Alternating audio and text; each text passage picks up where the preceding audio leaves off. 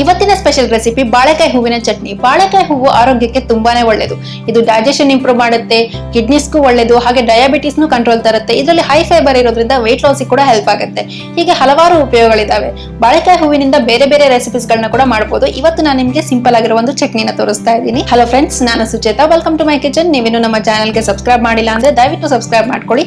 ಹಾಗೆ ಪಕ್ಕದಲ್ಲಿರುವಂತಹ bell icon click ಮಾಡ್ಕೊಳ್ಳಿ. ಆಗ ನಮ್ಮ ಯಾವುದೇ ಹೊಸ ವಿಡಿಯೋ ಬಂದ ತಕ್ಷಣ ನೀವೇ ಮೊದಲು ನೋಡಬಹುದು. So let's start. ಮೊದಲಿಗೆ ನಾನೊಂದು ಬಾಳೆಕಾಯಿ ಹೂನ ತಗೊಂಡಿದ್ದೀನಿ. ಹೊರಗಿನ 2-3 ಸಿಪ್ಪೆನ ನಾನು ತೆಕ್ಕೊಳ್ತಾ ಇದ್ದೀನಿ. ನೋಡಿ, ಇಷ್ಟು ಸಾಕು.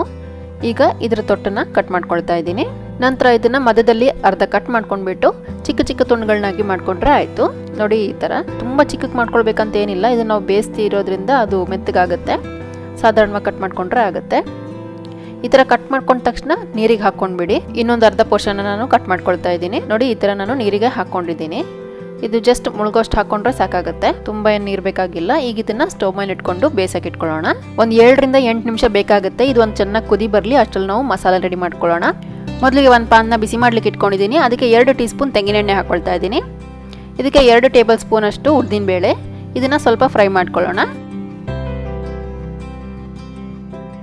ನಂತರ ಇದಕ್ಕೆ ನಾನು 2 ಟೇಬಲ್ ಸ್ಪೂನ್ ಅಷ್ಟು ಕೊತ್ತಂಬರಿ ಕಾಳನ್ನ ಹಾಕೊಳ್ತಾ ಇದ್ದೀನಿ.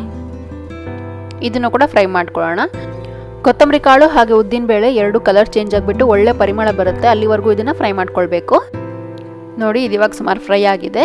ಇದಕ್ಕೆ ನಾನು 7ರಿಂದ 8 ಒಣಮೆಣಸು ಹಾಕೊಳ್ತಾ ಇದ್ದೀನಿ. ನಿಮಗೆ ಖಾರ ನೋಡ್ಕೊಂಡು ಹಾಕೊಳ್ಳಿ. ಮೆಣಸು ಕೂಡ ಚೆನ್ನಾಗಿ ಫ್ರೈ ಆಗಬೇಕು. ಇದನ್ನೆಲ್ಲ ಲೋ ಫ್ಲೇಮಲ್ಲೇ ಫ್ರೈ ಮಾಡ್ಕೊಳ್ಳಿ, ಅವಾಗ ಚೆನ್ನಾಗಿ ಹೋಗುತ್ತೆ. ಇದಕ್ಕೆ ನಾನು 1 ಕಪ್ ಅಷ್ಟು ತೆಂಗಿನ ತುರಿ ಹಾಕೊಳ್ತಾ ಇದ್ದೀನಿ. ತೆಂಗಿನ ತುರಿ ಕೂಡ ಸ್ವಲ್ಪ ಫ್ರೈ ಮಾಡ್ಕೊಳ್ಳೋಣ. ಒಂದು 10 ಸೆಕೆಂಡ್ ಫ್ರೈ ಮಾಡ್ಕೊಂಡ್ರೆ ಸಾಕಾಗುತ್ತೆ ತೆಂಗಿನ ತುರಿನ. ನಂತರ ನಾನಿದು ಫ್ಲೇಮ್ನ ಆಫ್ ಮಾಡ್ಕೊಳ್ತಾ ಇದ್ದೀನಿ.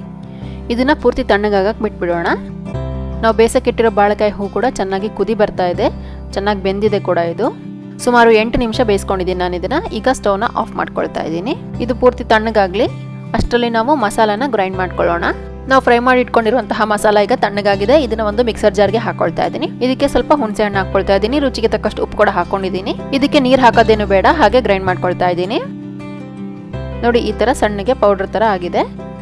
ಈಗ ಇದಕ್ಕೆ ಬೇಯಿಸಿಟ್ಕೊಂಡಿರುವಂತಹ ಬಾಳೆಕಾಯಿ ಹೂವೇನಿದೆ ಅದರ ನೀರನ್ನ ಸೋಸ್ಬಿಟ್ಟು ಹಾಕೊಳ್ತಾ ಇದ್ದೀನಿ. ಈಗ ಕೂಡ ಇದಕ್ಕೆ ನೀರೇನು ಹಾಕೊಳ್ಳೋದು ಬೇಕಾಗಿಲ್ಲ, ಹಾಗೆ ಇದನ್ನ ಗ್ರೈಂಡ್ ಮಾಡ್ಕೊಳ್ತಾ ಇದ್ದೀನಿ. ನೋಡಿ, ಈ ತರ. ಇದಕ್ಕೆ ಬೇಕಿದ್ರೆ ಒಗ್ಗರಣೆ ಹಾಕೊಳ್ಬಹುದು. ನಾನು ಹಾಕೊಳ್ತಾ ಇಲ್ಲ. ಆರೋಗ್ಯಕ್ಕೆ ತುಂಬಾನೇ ಒಳ್ಳೆಯದು ಇದು. ನೀವು ಇದನ್ನ ಒಮ್ಮೆ ಟ್ರೈ ಮಾಡಿ ನೋಡಿ ಹೇಗಾಗಿದೆ ಅಂತ ನನಗೆ ಕಾಮೆಂಟ್ಸ್ ಅಲ್ಲಿ ತಿಳಿಸಿ. ಹಾಗೆ ನೀವಿನ್ನು ನಮ್ಮ ಚಾನಲ್ಗೆ ಸಬ್ಸ್ಕ್ರೈಬ್ ಮಾಡಿಲ್ಲ ಅಂದ್ರೆ ದಯವಿಟ್ಟು ಸಬ್ಸ್ಕ್ರೈಬ್ ಮಾಡ್ಕೊಳ್ಳಿ. ಪಕ್ಕದಲ್ಲಿರುವಂತಹ ಬೆಲ್ ಐಕಾನ್ ಕ್ಲಿಕ್ ಮಾಡ್ಕೊಳ್ಳಿ. ನಿಮ್ಗೆ ವಿಡಿಯೋ ಇಷ್ಟ ಆಗಿದ್ರೆ ಲೈಕ್, ಶೇರ್, ಕಾಮೆಂಟ್ ಮಾಡೋದನ್ನ ಮರಿಬೇಡಿ. Thank you.